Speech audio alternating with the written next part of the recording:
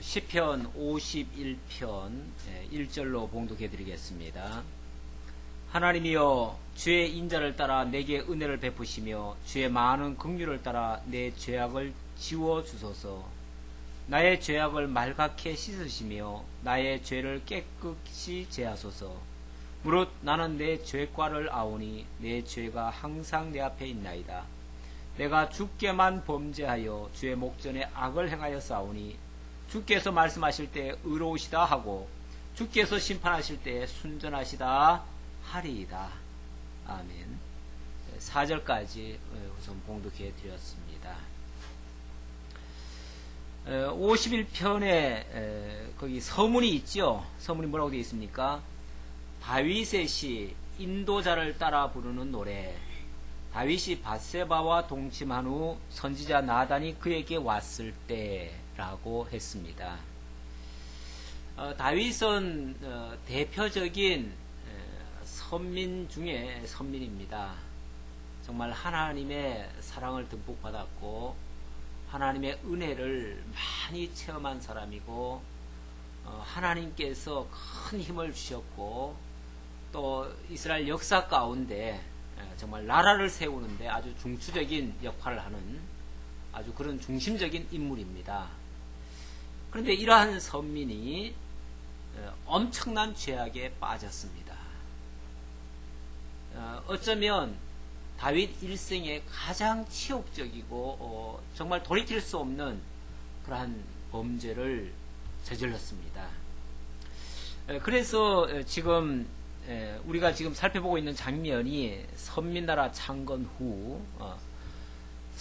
후에 두 번째 단락 악행 사죄를 강구한다 그랬는데 바로 범죄시 또는 그 행위적으로 악한 일을 했을 때에 그때 하나님 앞에 사죄해 달라고 강구하는 장면이다 그랬고, 그 가운데서 이 악행을 하는데요, 악행 중에서도 선민이 저지르는 악행이 있고 또 악인이 저지르는 또 악행이 있습니다.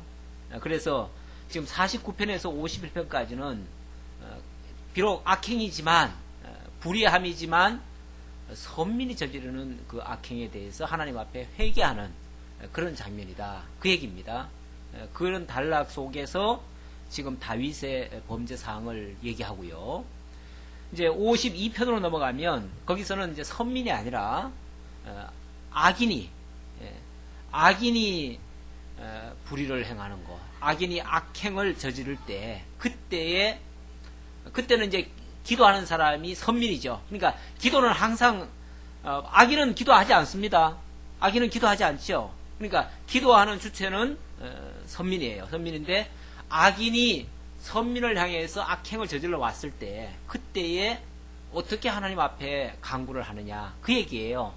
근데 요 주제를 정하기가 좀 애매하더라고요. 제가 매번 계속 이걸 정하면서 좀 애로를 좀 느꼈는데, 여기에 이제 그 구분점이 그 선민이냐 악인이냐 이런 이제 구분으로 이해를 해서 설명을 하는 게 좋겠다 해서, 그래서 제가 선민의 불의를 회개하고 또 악인의 불의를 강구한다. 그런데 이 잘못 요것만 보면은 악인 보고 불의를 행해달라고 강구하는가? 그렇게 오해할 가능성이 있어요. 이 말에. 그렇죠?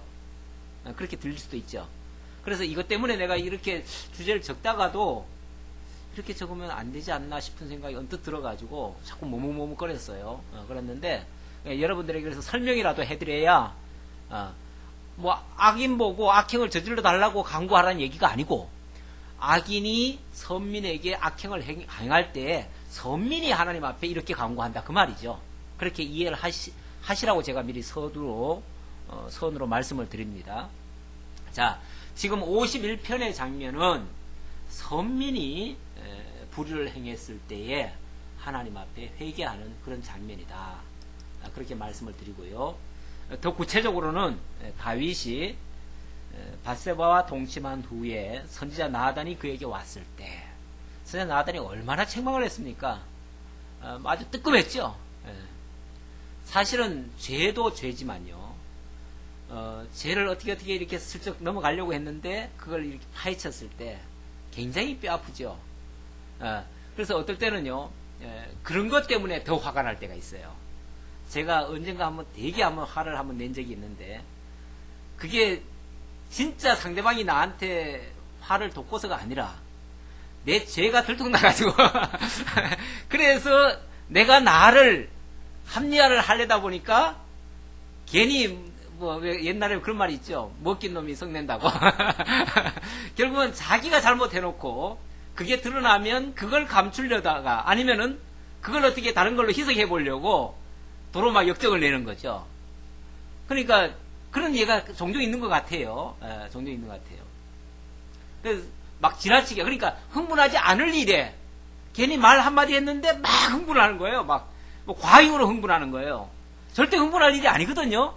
근데 그거는요, 그 사람의 막 깊은 그 내면의 뭔가가 건들릴 거야. 건들려가지고, 그거는 안 건드렸어야 되는데, 그것까지 건들리니까, 그 지적한 게 문제가 아니라, 그게 그냥 자존심이 자기를 막 못 견디게 하는 거예요. 그것 때문에 막 과잉으로 막 반응을 하는 거죠. 어쩌면 다윗의 그 심중 속에 아주 깊이 꽁꽁 묻어두고 절대 이거는 누구에게도 죽을 때까지 비밀로 간직하겠다 했던 것이 들통나니까 한편으로는 부끄럽고 한편으로는 이건 뭐 내세울 수도 없고 누구한테 말할 수도 없고 이건 하나님밖에는 이제 호소할 데가 없습니다. 그래서 하나님께 이제 기도하는 내용인데요. 회개 기도죠. 일종의 회개 기도인데, 자, 내용을 봅시다. 51편의 내용은 주님께 사죄를 구하며 온전한 번제 드릴 것을 서원합니다. 사죄를 구하며 일단은 죄에 대해서 고백을 하죠. 고백을 하고 그 죄를 갚을 수 있는 방법 뭘로 갚겠어요? 이미 엎질러진 물을 뭘로 주워 담겠어요? 뭘로 고치겠어요? 고칠 수 있는 방법은 다른 걸로는 없습니다. 이제 하나님의 자비밖에 없고 그 자비를 구하는 방법 중에는 하나님께 번제 드리는 거. 이 제사가 결국은 그런 어떤 죄를 가려주는 그 역할이니까 그런 의미에서 이제 번제를 드리겠다라고 서원을 한다 그 말이죠. 다시 내용을 보죠. 하나님이여 주의 인자를 따라 내게 은혜를 베푸시며 주의 많은 긍휼을 따라 내 죄악을 지워주소서. 사실은 엄청난 죄악이 지금 들통났습니다. 꽁꽁 묻어뒀던 것이 그냥 탄로나고 말았어요. 절대 밝히고 싶지 않은 건데 들춰냈어요.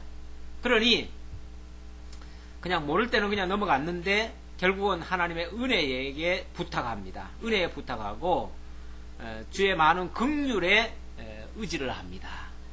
그래서 은혜를 베푸시며 긍휼을 따라 죄악을 지어달라고 간구하지요. 나의 죄악을 말갛게 씻으시며 나의 죄를 깨끗이 제하소서.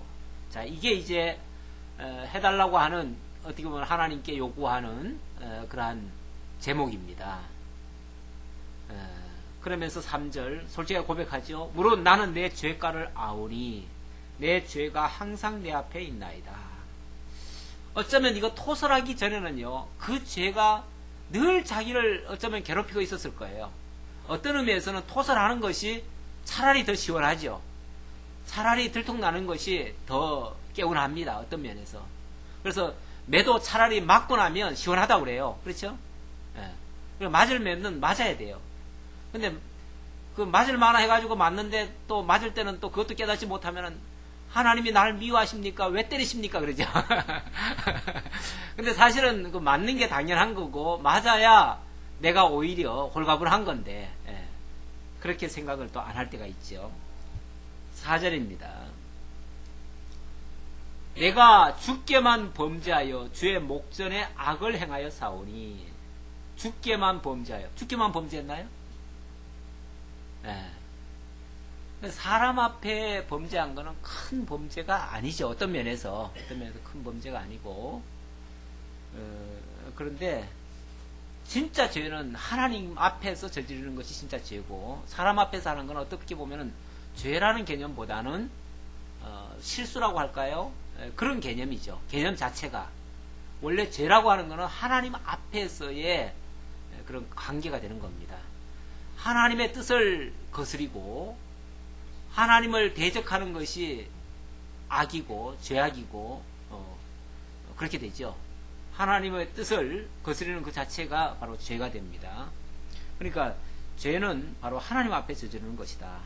사람 앞에 저지른다 할지라도 그게 결국은 하나님 앞에 저지르는 것이다. 이걸 이제 그런 개념이 아니면요, 내가 하나님 앞에 뭘 죄를 저질렀어? 사람한테는 좀 실수했지만 하나님 앞에 뭐 그렇게 죄를 저질렀어? 이렇게 나올 수가 있죠. 근데 사실은 사람 앞에 한 것도 결국은 하나님 앞에 범죄한 것이다. 그런 의미죠. 그런 개념으로서 얘기하는 거지, 뭐 죄가 아니라는 얘기가 아닙니다. 주의 목전에 악을 행하여 싸우니 주께서 말씀하실 때 의로우시다 하고, 주께서 말씀하실 때 의로우시다. 그러니까 주님이 무슨 말씀하셔도 다 그 말씀이 옳다 그 말이죠.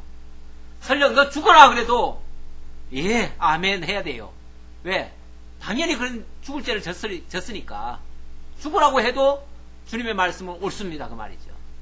주님의 말씀은 100% 옳고 나는 다 거짓되고 죄악되고 잘못됐다 그 말이죠. 그러니까 내가 그만큼 하나님 앞에서 죄인이라는 것을 지금 고백하는 이야기입니다. 주께서 심판하실 때 순전하시다 하리이다. 그러니까 하나님이 뭐 어떤 형벌을 내리시더라도 그거는 정당하고 합당하고 내 죄에 알맞은 형벌이다 그 말이죠. 그러니까 어떤 형벌도 달게 받아야지 하나님 너무하신 거 아닙니까? 이런 말 할 수가 없어요. 아유 내가 그거 뭐 왕으로서 그 정도 할 수 있는 거지 뭐 이렇게 또 나오면 큰일 나죠. 요즘도 보면은 뭐 권력자들 중에서 심심찮게 그 뭐 일들이 터지는 게 있어요. 예, 터지는데 사람들 중에는 그렇게 생각하는 사람도 있어요. 힘 있고 빽 있고 돈 있고 뭐 그러면서 그런 거 뭐 여사 아니냐 이렇게 또 생각할 수도 있어요. 예, 근데 그런 식으로 생각하면은 이건 완전히 이건 아무것도 아니죠. 예. 그런 사람들은 세상에서 어떤 형벌이 가해지면 그걸 억울하다고 그래요. 내가 뭐 그렇게 큰 죄를 저질렀다고 그런 거 가지고 그러냐고. 왜냐하면 평소에 하도 그런 거에 익숙해가지고 별로 죄로 느끼지도 않는 거죠. 감각이 무뎌져가지고. 그런데 다윗은 하나님이 어떤 형벌을 내리신다 할지라도 하나님은 순전하신 겁니다. 하나님은 깨끗하시고 하나님은 100% 옳습니다. 모든 것은 다 제 문제입니다. 제가 잘못했습니다. 하고서 솔직하게 고백하는 거죠. 그러면서 근본 자신은 죄악 덩어리라는 것을 고백하기 위해서 이렇게 표현합니다. 내가 죄악 중에서 출생하였으며 어머니가 죄 중에서 나를 잉태하였나이다. 뭐 엄마를 욕하는 겁니까? 어머니를 욕하는 것이 아니라 나의 근본 자체가 원래 죄덩어리다. 그래서 이거는 정말 하나님의 은혜가 아니고서는 도저히 깨끗게 살 수 없는 그런 존재입니다. 그렇게 연약하고 부족하고 어리석고 미련하고 그야말로 하나님이 붙들어주지 않으면 아무것도 아닌 존재입니다. 라는 그런 고백이죠. 보소서 주께서는 중심이 진실함을 원하시오니 내게 지혜를 은밀히 가르치시리이다. 예. 하나님은 정직하신 분이시고 의로우신 분이고 거룩하신 분이시니까 어떤 형벌이든지 아니면 어떤 뭐 대가를 치르게 하시든지 그걸 통해서 결국 나에게 하나님을 가르쳐 주시고 하나님의 지혜를 가르쳐 주시는 그런 분이신 줄 압니다. 그러니까 어떤 거라도 자기는 달게 받을 용의가 있고 그 달게 받는 그것으로 하나님의 뜻을 깨닫고 하나님의 지혜를 깨닫겠다 그런 뜻이죠. 우슬초로 나를 정결하게 하소서 내가 정하리이다. 나의 죄를 씻어주소서 내가 눈보다 희리이다. 그러면서 거기서부터 이제 다시 새 출발한다는 거죠. 거기서부터 나를 새롭게 이제 해달라고 하는 그런 내용입니다. 뭐 죄를 무조건 뭐 다 덮어달라는 얘기가 아니라 어떤 형벌이라도 다 받겠나이다. 거기서부터 나를 새롭게 하소서 그 말이죠. 내게 즐겁고 기쁜 소리를 들려주시사 주께서 꺾으신 뼈들도 즐거워하게 하소서. 그러니까 하나님이 꺾으신 뼈라고 했으니까 하나님의 어떤 진노, 징계 있은 후에 새롭게 피어나는 새싹 같은 그걸로 나를 새롭게 이제 이미 그러니까 어찌 보면 옛사람은 죽어지고 새사람으로 거듭난 것처럼 나를 변화시켜서 세워주소서. 그러면은 내가 즐겁고 기쁜 소리를, 그것이 내게 이제 복입니다. 그런 얘기죠. 그런 것들이 다 내게 기쁜 소식이고 즐거운 소리다. 주의 얼굴을 내 죄에서 돌이키시고 내 모든 죄악을 지워주소서. 그래서 나의 과거는 완전히 주님 안에서 이제 사라지고 죽어지고 없어지고, 그리고 새로운 사람으로 나로 거듭나게 하소서. 그런 말입니다.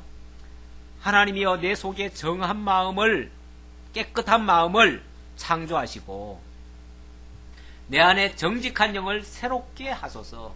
그래서 근본 나의 어떤 본질을 바꿔서 나를 하나님의 사람으로, 육의 사람에서 정말 영의 사람으로, 하나님께 속한 사람으로 내 영을 새롭게 하소서.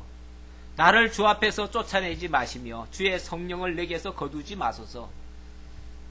그러니까 무엇보다도 육신의 징계는 다 견디고 당하고 다 감수하겠는데 하나님이 떠나시면 그것만은 안 되겠죠. 그렇죠? 어떠한 것이라도 다 달게 받을 각오가 돼 있고 당연히 받아도 당연하죠. 당연한데 주의 영이 떠나버리시면, 하나님이 내게서 완전히 더럽다고 떠나버리시면 그거는 완전히 절망이죠. 그러니까 그것만 빼고 모든 것을 다 받겠습니다. 설령 내가 아무리 이렇게 더럽고 초하고 부끄러운 모습이라 할지라도 나를 영영 주님께서부터 떨어지는 것만큼은 하지 말아 주십시오. 주의 성령이 나를 떠나시는 것만큼은 하지 말아 주십시오. 그 말이죠. 주의 구원의 즐거움을 내게 회복시켜 주시고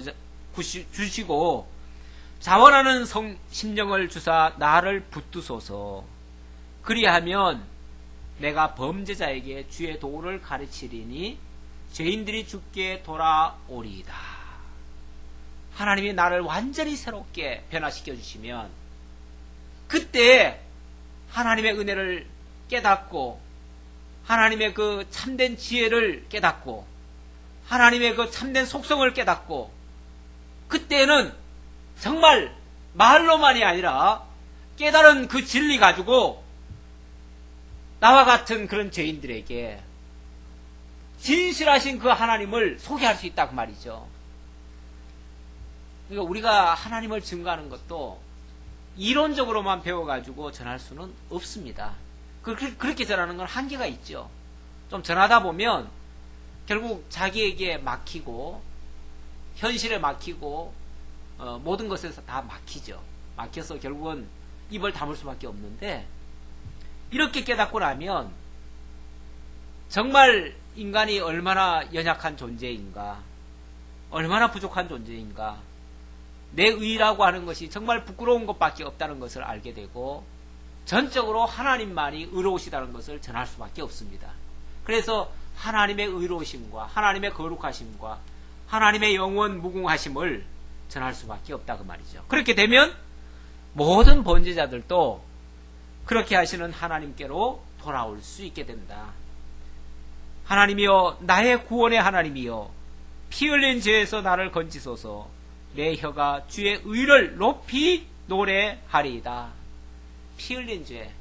이 다윗이요, 이 밧세바를 취하기 위해서 밧세바만 취한 것이 아니고 밧세바의 남편 우리아까지를 죽이는, 그러니까 이 죄라고 하는 게요 얼마나 이게 전념성이 강하고 또한 그 어떤 누룩 같아 가지고 막 부풀려지는지요. 처음에 조그만 죄 하나를 갖다가, 죄가 있는데 그걸 갖다가 도려내질 않고 그걸 만약에 덮어버리면 그 안에서 그냥 이게 죄가 죄를 또 낳아요. 또 낳아가지고 나중에는 걷잡을 수 없는, 나중에는 어떻게 치료가 불가능한, 아예 죽어버리기 전에는 도저히 어떻게 할 수 없는 그런 상황까지로 발전하게 되어집니다. 그 다윗의 예가 아주 잘 보여주고 있죠. 처음에는 뭐 어떻게 보면 큰 죄가 아닐 수도 있어요. 그런데 그 작은 죄를 덮으려다 보니까 몇 번의 기회가 있었는데 그건 뭐 어떻게 정말 부끄러워서도 가려웠고, 그 다음에는 뭐 차마 말할 수 없어서 가려웠고, 이랬는데 나중에 가서는 그걸 또 덮기 위해서 더 큰 죄를 또 저지르게 되죠. 나중에 걷잡지를 못합니다. 거짓말도 한 번 거짓말 하면은 그거 뭐 용서받기는 쉬운데, 회개하기는 쉬운데, 두 번, 세 번 하면요, 나중에는요, 아예 그냥 자기도 그게 당연한 줄 알아. 자기도 굳어가지고 몰라요. 더 이상 죄로 느껴지지도 않아요. 그걸 이제 우리는 양심이 화인 맞았다 그렇게 얘기를 하죠. 이미 굳어져 버린 거예요.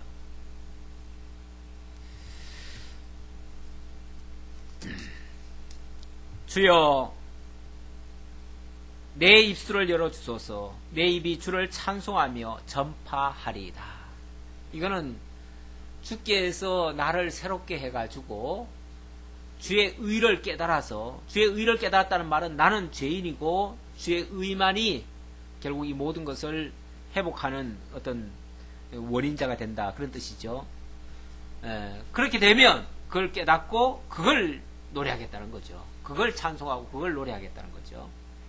주께서는 제사를 기뻐하지 아니하시나니 그렇지 아니하면 내가 드렸을 것이라. 주는 번제를 기뻐하지 아니하시나이다. 하나님께서 구하시는 제사는 상한 심령이라. 하나님이여, 상하고 통회하는 마음을 주께서 멸시하지 아니하시리이다. 여기 제사라고 해서 그냥 뭐 형식적인 제사 이걸 얘기하는 게 아니다 그 말이죠. 형식은 하나님께서 제일 싫어하는 게 어떻게 보면 형식입니다. 물론 구약에 하나님께서 번제라고 하는 제사 규례를 주셨지요. 제사 규례를 주셨지만 그건 제사 규례만 하라고 준 게 아니고, 제사 규례를 통해서 하나님이 너희를 위하여서 이렇게 희생하시고 의로우시다는 것을 증거하기 위한 수단과 방편으로서 주신 거였습니다. 따라서 정말 하나님이 원하시는 것은 그 제사 속에 담겨져 있는 인간의 그 죄악성을 다 드러내고 하나님의 의를 맞이하는 겁니다. 그렇죠? 결국 나는 그 제사 속에 나는 죽어지고 하나님의 영광이, 하나님의 그 전능하심이, 의로우심이 드러나야 돼요. 그게 마음으로 드리는 제사입니다. 그러니까 하나님께 사죄를 구하면서 온전한 번제 드리겠다고 한 말은 이 형식적인 제사를 드리겠다는 말이 아니라 심령으로 완전히 새롭게 된 그 제사, 우리 아까 권사님 기도하신 것처럼 산제사, 영적 예배 드리겠다 그 말이에요. 변화된 그런 하나님 앞에서의 자세, 그러니까 완전히 새롭게 된 자세, 하나님과 동행하는 그러한 삶으로서의 드리는 제사, 이걸 드리겠다 그 말이에요. 그래서 하나님께서 구하시는 제사는 상한 심령이라. 상한 심령, 하나님 앞에 자기의 무능함을 고백하고 자기의 죄악됨을 고백하고 자기의 연약함을 다 내려놓고 하나님의 의만을 바라보는, 의만을 의지하는 그런 제사, 그런 제사를 드리겠다 그 말이죠. 하나님이여, 상하고 통회하는 마음을 주께서 멸시하지 아니하시리이다. 주의 은택으로 시온에서 선을 행하시고, 주의 은택으로 시온의 선을 행하시고 예루살렘의 성을 쌓으소서. 지금 다윗을 통해서 하나님이 나라를 세우셨지만 이 나라를 하나님께서 이루어 가시고 하나님께서 통치하시옵소서 그 말이죠. 그때에 주께서 의로운 제사와 번제와 온전한 번제를 기뻐하시리니, 그때의 의로운 제사, 그때의 온전한 번제 하나님께서 받으실 것입니다. 그러니까 다윗에게 하나님이 나라를 세워주셨지만 내가 통치하지 않겠습니다. 하나님이 통치하시고 하나님의 의로 이 백성들을 다스려 주십시오, 그 얘기죠. 거기에 자기가 어떻게 보면 종으로서의 삶을 살겠다, 그런 뜻입니다. 그때 그들이 수소를 주의 제단에 드리리이다. 그때 백성들이 깨닫고 드리는 그 제사라면 그거는 비록 형식이 가미됐지만 그거는 온전한 제사가 되겠죠. 그런 의미에서의 온전한 제사. 온전히 새롭게 변화된 삶에서 나오는 형식과 모든 그 마음의 자세 이런 것들 다 포함해서 그런 제사를 하나님 앞에 온전히 드림으로써 온전한 나라를 세워갈 수 있도록 해주십시오. 지금 하나님께서 선민나라를 창건 후에 비록 선민이 실수하고 범죄했는데 왜 하나님이 또 그렇게 하실까? 우리 하나님이요, 만약에요 인간이 하나님께서 예를 들어서 나를 세워줬는데 인간이 너무너무 잘해가지고 그게 세워진 것 같으면은 그 인간이 잘해서 된 줄로 알잖아요, 사람들이. 그럴까봐 하나님은요, 잘 됐을 때도 인간이 잘 되게 한 것처럼 하질 않으셔요.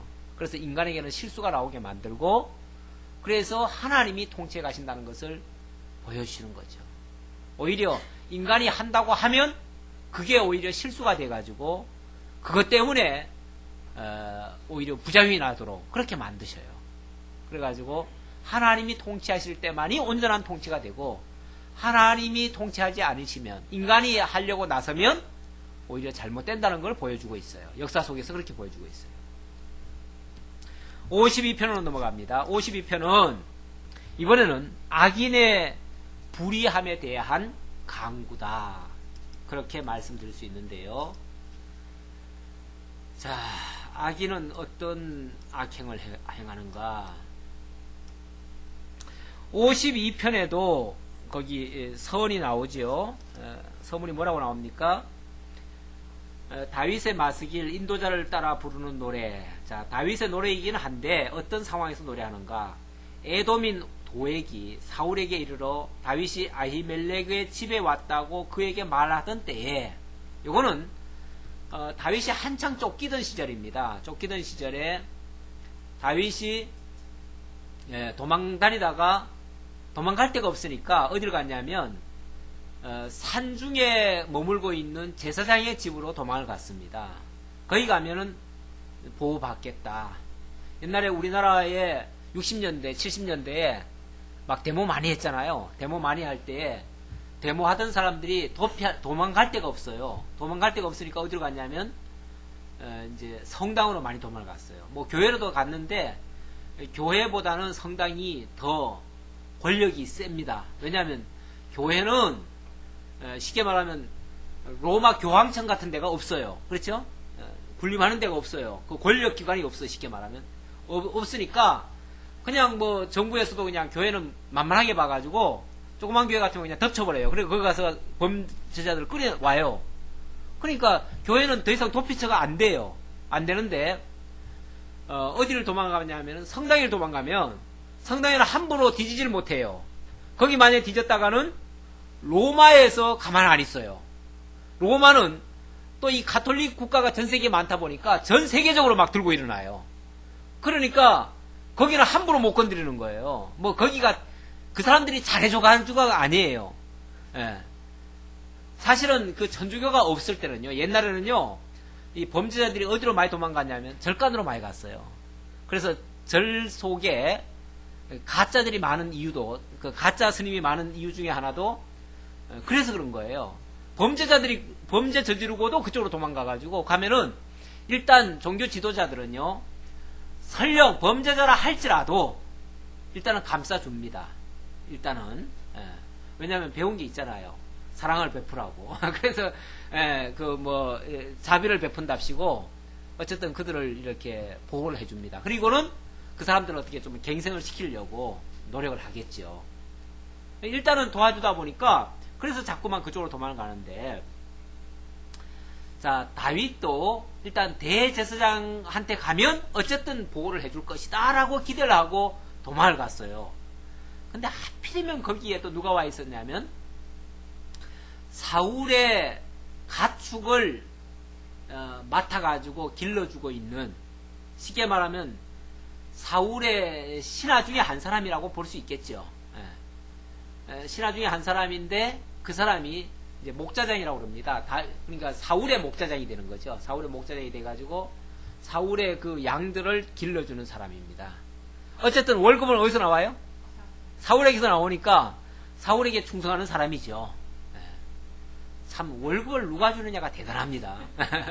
그러면 사람들은 거기에 충성하게 돼 있어요. 근데 사실은 많이 착각하는 게 있어요. 이 나라의 모든 관리들에게 월급 주는 사람은 사실은 대한민국 국민이거든요. 그러면 국민들 눈치를 봐야 되는데 이상하게 파란 집에 있는 사람 눈치를 보더라고요. 거기서 월급 주는 줄 알고. 그런데 그렇지 않거든요. 국민들이 주는 거거든요.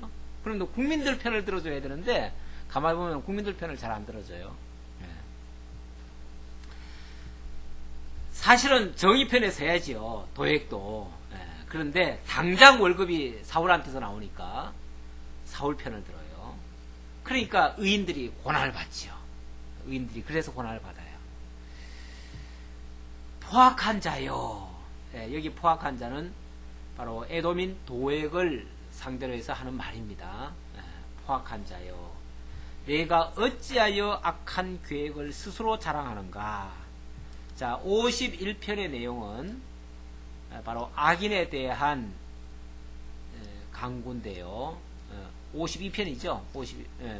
악인의 악행에 대한 강구라고 볼 수 있는데 강포한 자를 저주하며 주의 이름을 의지하겠다고 서원하는 그런 장면입니다. 그러니까 솔직히 뭐 악한 자가 악행을 저지르는데 뭘로 막겠어요? 막을 방법이 없잖아요.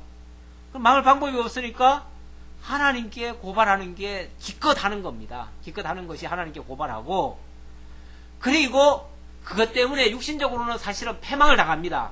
패망을 당하지만 그래도 하나님께서 그렇게 해서 망하게 하지 아니하시고 오히려 승리하게 하신다는 것을 어찌 보면 노래하고 고백하는, 그래서 그럼에도 불구하고 여전히 하나님의 이름에 대해서 의지하겠다고 하는 그 결심, 그러니까 하나님의 그 도우심을 간구하며 하나님만을 굳게 믿고 의지하겠다고 하는 그러한 서원의 내용이다 그 말이죠.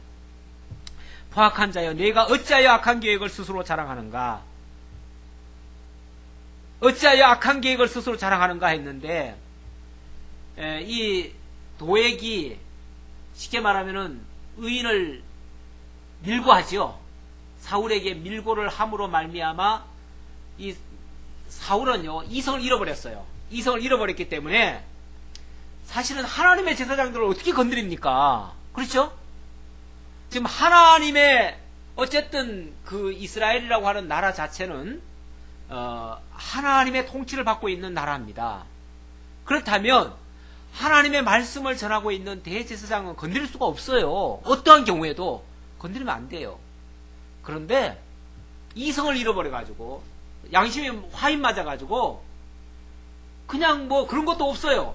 그냥 뭐 화가 나니까 그 순간을 못 견뎌가지고 제사장 아비멜렉은 물론이고 거기에 새끼 제사장 그냥 일반 제사장들도 거기에 75인인가 85인인가 있었죠. 있었는데 그냥 몽땅 다 죽여버렸습니다. 완전히 다 쓸어버렸어요. 그냥 그 안에 있는 제사장과 제사장 그 가족과 또 거기에 같이 있던 모든 레위지파 사람들 몽땅 다 죽여버렸어요. 이건 어마어마한 죄악이거든요. 그러니까 이제 강포한 자요 이렇게 얘기하는 거죠. 근데 그 계획이 그렇게 해가지고 결국은 죽였기 때문에 그 계획이 성공한 것 같죠. 현실적으로는 성공했지요. 성공했고 다윗은 망했죠. 그것 때문에 망했는데, 어찌하여 악한 계획을 스스로 자랑하는가? 어떻게 그거 성공했다고 너희가 그렇게 자랑하는가? 그렇게 자부할 수 있느냐 그 말이죠. 왜냐하면 하나님의 인자하심은 항상 있도다. 이 말은 무슨 소리냐? 비록 대제사장이 다 죽고 다윗이 공격에 처했어도 그러나 하나님의 인자하심은 의인을 향해서 있다 그 말이죠. 다 망한 게 아니다 그 말이죠. 물론 이게 현실적으로 얘기하면 안 맞는 얘기일 수도 있어요. 그렇죠? 신앙적으로 이해하지 못하면 이게 이해 안 되는 부분입니다. 어떻게 의인들이 그렇게 다 죽어? 의인이라고 하면서. 언젠가 왜 승합차가 굴러가지고 기도원 가던 사람들이 다 죽은 예가 있어요. 그러니까 사람들이 대뜸 뭐라 그러냐면은 하나님이 있다면 어떻게 하나님이 있다면 어떻게 예수 믿는 사람들을 저렇게 다 죽도록 내버려 둘 수 있느냐. 저것만 봐도 하나님이 없다. 그러면 마귀가 이긴 건가요? 그 마귀가 그 승합차 굴려가지고 이건 그쪽에서 하는 얘기예요. 내가 옛날에 들었던 얘기예요. 그 마귀가 나중에 하늘나라 가가지고 대장 마귀한테 혼났대요. 왜 혼났냐면은 왜 빨리 죽여가지고 천국 보냈냐 이거죠. 놔두면은 죄짓고 그러다가 좀 망하기도 하고 그럴 텐데 빨리 다 데려가는 바람에 그냥 또 더군다나 기도하러 가다가 그렇게 쓰니 얼마나 의로워요. 얼마나 경건하게. 그래가지고 그 마귀가 혼났다는 말이 있어요. 그러니까 성공이 아니라 그 말이죠. 예를 들자면 그렇다는 얘기죠. 내가 지금 이거는 누가 한 말을 가지고 인용한 말입니다. 제가 그렇다는 얘기가 아니고. 그러니까 악한 자의 그 계략이 비록 현실적으로는 성공한 것 같아도 하나님 앞에서는 그게 성공이 아니다 그 말이죠. 실패다. 그것 때문에 결국 망했잖아요. 사울 망했죠. 악인의 그 계략이 다 드러났죠. 악인들은 결국은 다 패망을 당하고 맙니다. 오히려 의인은 그렇게 죽인다고 해가지고 망하는 게 아니에요. 의인은 죽었다고 해서 망하는 게 아니에요.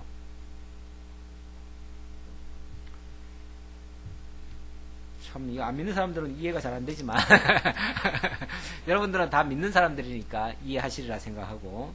자, 내 혀가 심한 악을 꾀하여 날카로운 삭도같이 간사를 행하는도다.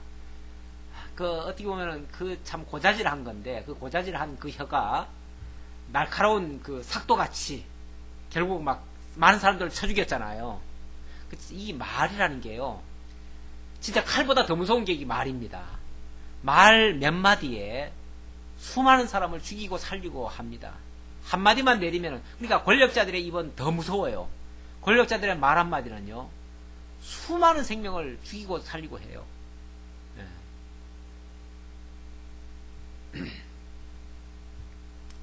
전에 차지철이가 그런 말을 했대잖아요. 어디, 부마 항쟁 일어나니까 다 쓸어버리라고. 캄보디아에서는 300만을 쓸어버리기도 했는데, 그까짓 게 뭐 대수냐고. 그랬다고. 김재규 고백에 그 말이 나옵니다. 그래, 김재규가 이대로 놔뒀다가는 큰일 나겠다 해서 그날 밤에 죽인 거 아니에요. 그날 밤에 거살해버린 거 아니에요. 그런 얘기가 나오는데, 그 악인의 말, 악인의 그 말이 얼마나 위험한 말인지 몰라요.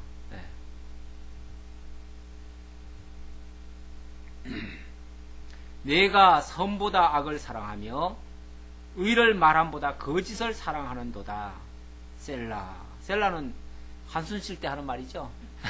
그러니까 감복할 때나 잠깐 쉴 때, 이게 사실은 굉장히 노래하다가 클라이막스 올라갔을 때 잠깐 쉬고 그리고 또 가는 거예요.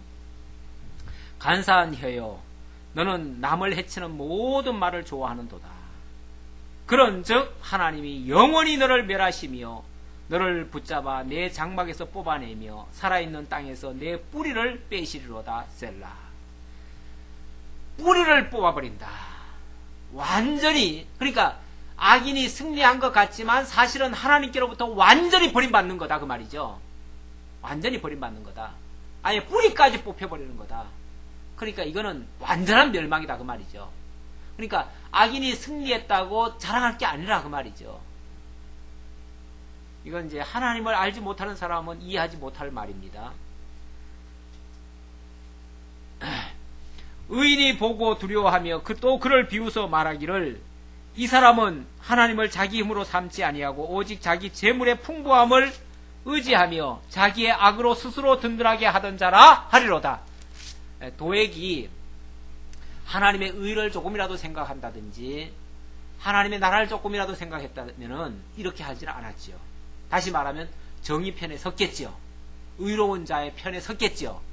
그런데 그 재물이 뭐라고, 자기한테 월급 준다고 그 월급 주는 자의 앞에 가서 그 재물 지키다가 재물 지키려고 결국은 불의한 행동을 했다 그 말이에요.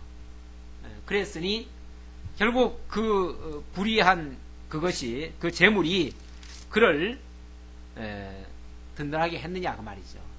결국 그를 파멸시키고 말하지 않았느냐 그 말이에요. 그러나 반대로 나는 하나님의 집에 있는 푸른 감람나무 같으며 하나님의 인자하심을 영원히 의지하리로다. 육신적으로는 그 악인이 잘되고 다윗이 망한 것 같은데 오히려 반대로 하나님 앞에서는 그 악인은 뿌리채 뽑혀버리고 자기는 하나님 앞에서 푸른 감람나무처럼, 푸른 감람나무는 어때요?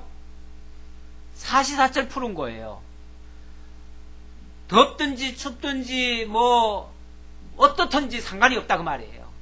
환경이 어떻게 변하든지 어떻게 뭐 상황이 바뀌든지 대적이 얼마나 창궐하든지 그 무슨 상관이냐는 거죠.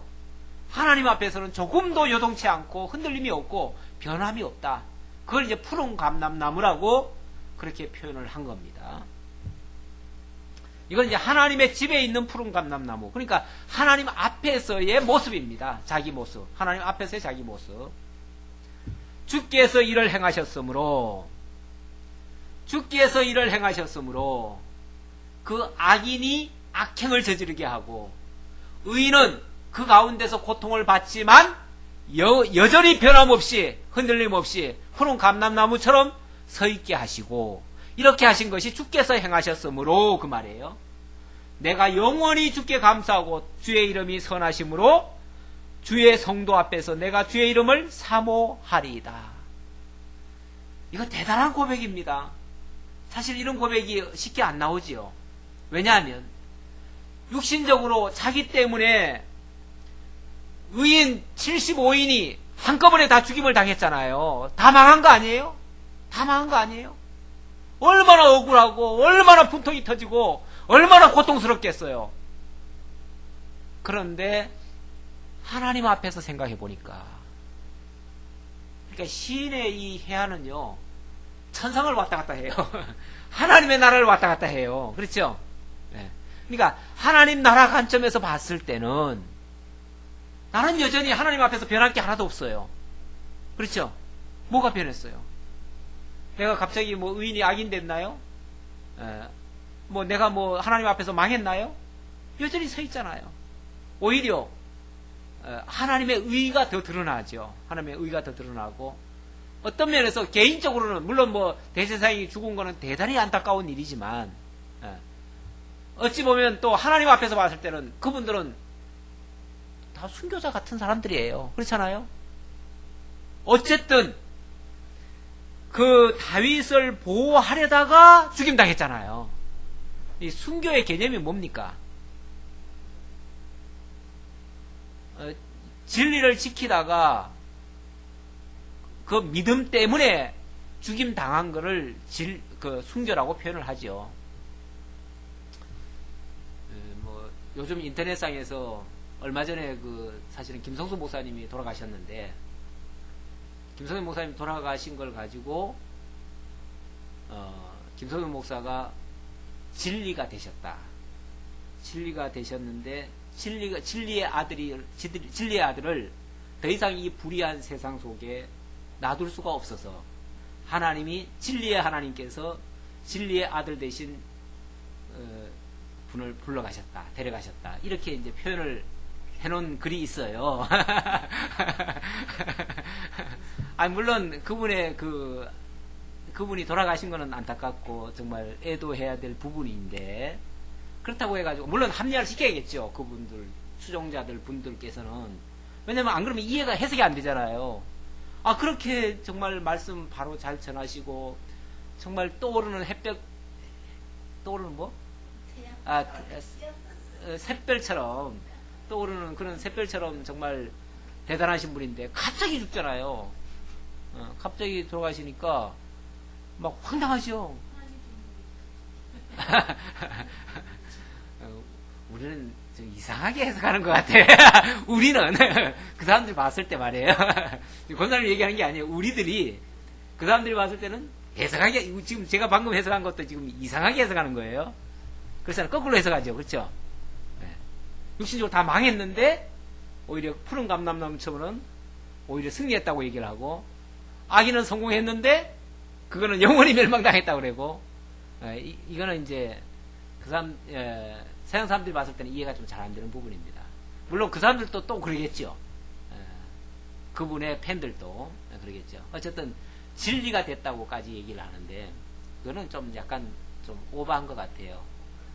진리는 예수 그리스도 외에는 진리가 될 수가 없습니다. 그리고 뭐, 근데 사실 우리가 이게 자칫하면은 진리가 됐다, 뭐 지혜자가 됐다, 뭐 이런 표현을 쓰는데, 이런 말도 상당히 좀 위험한 말입니다. 근데 우리가 조금 그런 오버할 수도 있어요. 말씀 잘 하시는 분들 중에서 가끔 그런 오바를 좀 하는 경우가 좀 있습니다. 약간 빗나갔는데, 주께서 이를 행하셨으므로, 이렇게 하신 일이 주께서 행하셨다. 정말 이 대단한 고백입니다. 제사장 75인이 죽임을 당했는데 주께서 이를 행하셨으므로 내가 영원히 주께 감사하고, 그렇죠?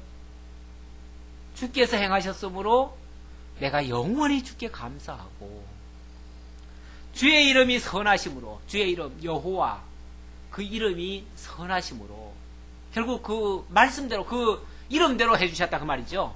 그 이름대로 주의 성도 앞에서 내가 주의 이름을 사모하리이다. 그 이름대로 행하신 그분의 그 업적이 앞으로도 계속 이루어지기를 내가 소망하고 기다리고 바라고 원합니다. 그런 얘기죠. 하나님의 이름대로 되려면 의인이 어찌 보면 궁극적으로는 승리하는데 과정적으로는 고난을 받지요. 고통을 겪지요. 현실적으로는 악인이 득세하고 의인이 고난을 받고, 그런데 결과적으로는 의인은 그렇게 해서 영원히 승리하고, 푸른 감람나무처럼 영원히 승리하고, 악인은 완전히 멸망을 당하고, 그렇게 해서 하나님의 이름 여호와가 빛나고, 그것이, 그렇게 하신 것이 결국 하나님이 하신 일이다. 그러니까 하나님 시각에서 역사를 바라보고 하나님의 시각에서 모든 것을 해석하지 않으면 도저히 해석할 수 없는 내용들이 너무나 많이 있습니다. 하나님이 빨리 데려가신 것도 하나님이 행하셨고, 물론 오래 살게 하시는 것도 하나님이 행하시는 것이고, 악인들이 대체적으로 보면 오래 사는 경우가 좀 많아요. 오죽하면은 욕 많이 먹으면은 저 사람 오래 살겠다 그러잖아요. 욕 많이 먹으면 되게 오래 살겠다 그래요. 아유, 그래서 그 미운 놈 그래서 떡이라도 한 개 더 줘야 돼. 진짜 미우면은 차라리 떡을 주는 게 나아. 욕을 하지 말고. 욕을 하면 더 오래 살아버리니까. 그러니까 차라리 떡을 주는 게 나아요. 참 어떻게 보면 역설적인 얘기인데 그것이 또 하나님의 진리입니다. 하나님께서 그렇게 하신다는 겁니다. 악인들이, 그러니까 의인들이 경우에 따라서 고난을 받고 반명하고 이런 경우도 많습니다. 그러니까 오래 살아야만이 복이다, 이거는 아닙니다. 기도하겠습니다. 하나님 감사합니다. 시편을 통해서 하나님이 역사 속에서 생생히 하나님의 손길을 통해서 주관하고 계시다는 사실을 보여주셨습니다. 의인은 고난을 받고 악인은 득세하는 것 같지만 사실은 악인은 영영히 하나님께 버림을 받고 의인은 영원히 하나님의 의를 깨닫고 하나님을 찬양하게 된다는 사실을 오늘 말씀을 통해서도 확인시켜 주셨습니다. 아버지 하나님, 이것이 살아계신 하나님의 솜씨이고 또 하나님의 이름 여호와라고 하는 그 이름에 걸맞는 하나님의 섭리라는 것도 깨달았습니다. 그러기에 어떠한 사건도 어떠한 역사도 우리가 부정적으로 볼 이유가 없습니다. 하나님, 모든 것이 합력하여 선을 이루시고 하나님의 뜻을 이루시고 하나님의 영광을 드러내시는 섭리인 줄 알고 모든 일에 감사할 수 있는 성숙된 신앙인들이 다 될 수 있도록 인도해 주옵소서. 그리고 하나님 앞에서 항상 깨끗하고 정직하고 온전하게 살아가기를 바라면서 그러한 믿음으로 늘 건강한 신앙생활을 할 수 있는 저희 모두가 되게 하옵소서. 함께 주오심을 감사하고 예수님의 이름으로 기도하옵나이다. 아멘.